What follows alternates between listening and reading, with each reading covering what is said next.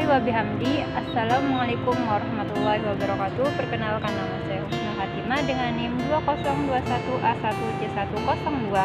Program Studi Pendidikan Pancasila dan Kewarganegaraan kelas 2C, Fakultas Keguruan dan Ilmu Pendidikan Universitas Muhammadiyah Mataram.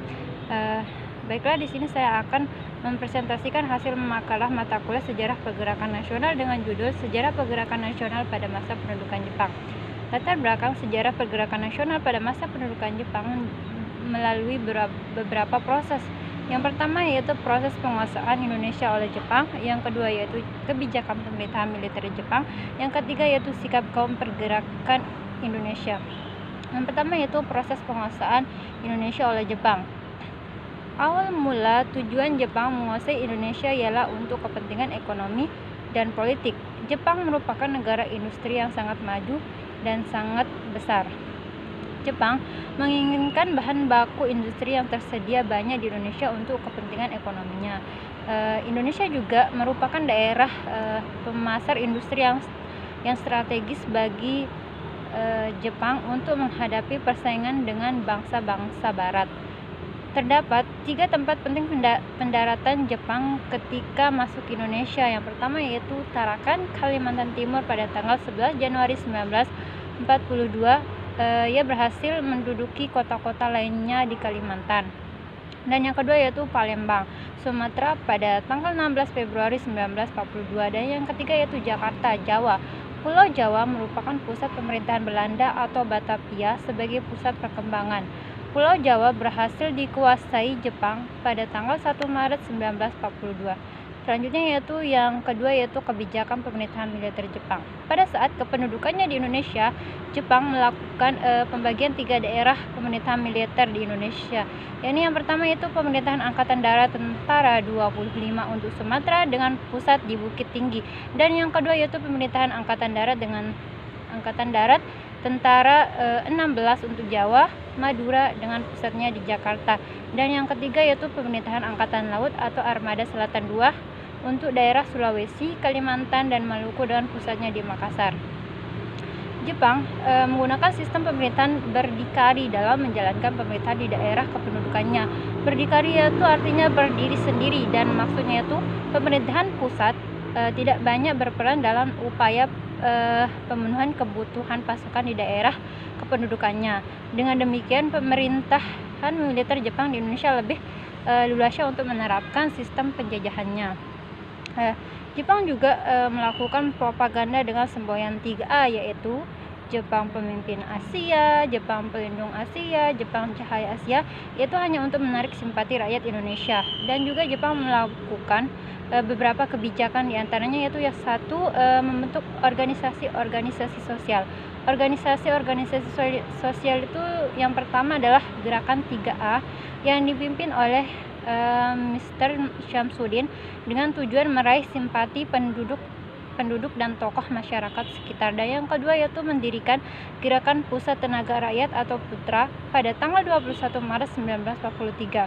Gerakan PUTRA dipimpin tokoh-tokoh nasional yang sering disebut dengan 4 serangka, yaitu Soekarno, Muhammad Hatta, Kiai Haji Masyur, dan Kiai Haji Dewantara. Dan yang ketiga yaitu mendirikan Jawa Hokokai atau Gerakan Kebaktian Jawa pada tahun 1944. Gerakan ini berdiri di bawah pengawasan pejabat Jepang. Tujuannya adalah untuk menggalang dukungan untuk rela berkorban demi pemerintahan Jepang.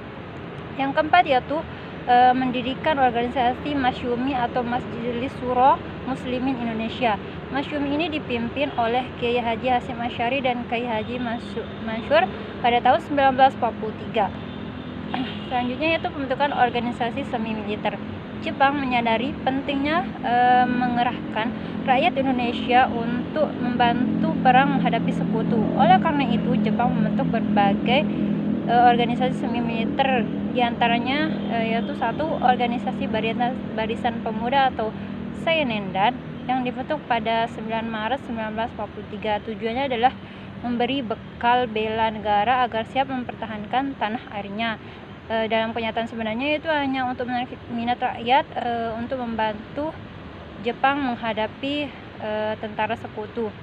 Yang selanjutnya yaitu yang kedua Pujikai, merupakan himpunan kaum wanita di atas 15 tahun untuk terikat dalam latihan semi militer. Dan yang ketiga yaitu Keibondan, merupakan barisan pembantu polisi untuk laki-laki berumur 20 sampai 25 tahun. Yang keempat yaitu Heiho, yang didirikan tahun 1943, merupakan organisasi prajurit pembantu tentara Jepang. Pada saat itu Jepang sudah mengalami kekalahan di beberapa front pertempuran. Dan yang kelima yaitu PETA, yang didirikan tanggal 3 Oktober 1943, merupakan pasukan yang bersenjata yang memperoleh pendidikan secara khusus dari Jepang, karena para ex-PETA ini memiliki peran besar dalam pertempuran melawan Jepang dan Belanda. Kebijakan yang selanjutnya yaitu yang ketiga yaitu pengerahan Romusa. Jepang melakukan rekrutmen anggota Romusa dengan tujuan mencari bantuan tenaga yang lebih besar untuk membantu perang dan melancarkan aktivitas Jepang. Jumlah Romusa paling besar berasal dari Jawa, yang dikirim ke luar Jawa, bahkan sampai ke Malaya, Myanmar, dan Thailand. Sebagian besar Romusa adalah penduduk yang tidak berpendidikan. Mereka terpaksa melakukan kerja rodi karena takut kepada Jepang. Kebijakan yang selanjutnya yaitu yang keempat, kebijakan eksploitasi kekayaan alam. Jepang tidak hanya menguras tenaga rakyat Indonesia, pengerukan kekayaan alam dan harta benda yang dimiliki bangsa Indonesia jauh lebih kejam daripada pengerukan yang dilakukan oleh Belanda.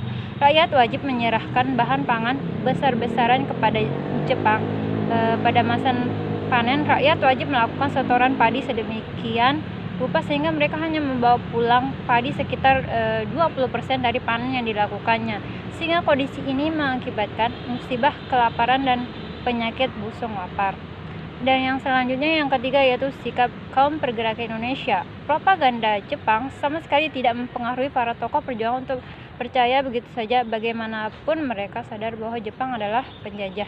Beberapa bentuk perjuangan pada zaman Jepang adalah sebagai berikut. Yang pertama yaitu memanfaatkan organisasi bentukan Jepang. Cara ini merupakan bentuk perjuangan diplomasi Soekarno, Muhammad Hatta, Kiai Haji Dewantara, dan Kiai Haji Hasyim Mas Mansur untuk memanfaatkan putra sebagai sarana komunikasi dengan rakyat. Putra justru dijadikan para pemuda Indonesia sebagai ajang kampanye nasionalisme. Yang kedua yaitu gerakan bawah tanah. Ini merupakan perjuangan melalui kegiatan-kegiatan tidak resmi atau pertemuan-pertemuan tanpa sepengetahuan Jepang atau yang disebut dengan gerakan sembunyi-sembunyi. Yang ketiga yaitu perlawanan bersenjata. Ada pula perlawanan bersenjata yang dilakukan bangsa Indonesia, diantaranya sebagai berikut, yaitu perlawanan rakyat Aceh pada tanggal 10 November 1942. Dan yang kedua yaitu perlawanan Singaparna Jawa Barat pada tanggal 24 Februari 1942. Dan yang ketiga yaitu perlawanan Indramayu Jawa Barat pada bulan Juli 1944. Dan yang keempat yaitu perlawanan PETA di Blitar, Jawa Timur. Perlawanan PETA merupakan perlawanan terbesar yang dilakukan rakyat Indonesia pada masa penjajahan Jepang. Perlawanan ini dipimpin oleh Supriyadi, seorang Sodanco atau Komando Pleto pada tanggal 14 Februari 1945. Jadi kita dapat mengambil kesimpulan bahwa masa pendudukan Jepang di Indonesia itu berawal dari pada tanggal 1942 dan sampai dengan 1945 yang hanya seumuran jagung, namun mampu memberikan dampak kekejaman yang luar biasa. Bahkan dapat dikatakan kekejaman Jepang lebih daripada Belanda. Kebijakan pemerintahan Jepang yang melakukan tindakan penguasaan terhadap daerah jajahannya adalah untuk perang. Jepang juga menerapkan suatu kebijakan, yaitu menjadikan rakyat Indonesia sebagai pekerja atau serdadu kerja, atau dalam bahasa Jepangnya itu romusa. Namun Indonesia juga tidak lengah dengan semua penjajahan yang dilakukan Jepang. Mereka juga dapat memerangi semua penjajahan itu sehingga Indonesia dapat merdeka sampai saat ini. Baiklah, itu presentasi yang dapat saya sampaikan. Lebih dan kurangnya saya mohon maaf. Wabillahi taufiq wal hidayah. Wassalamualaikum warahmatullahi wabarakatuh.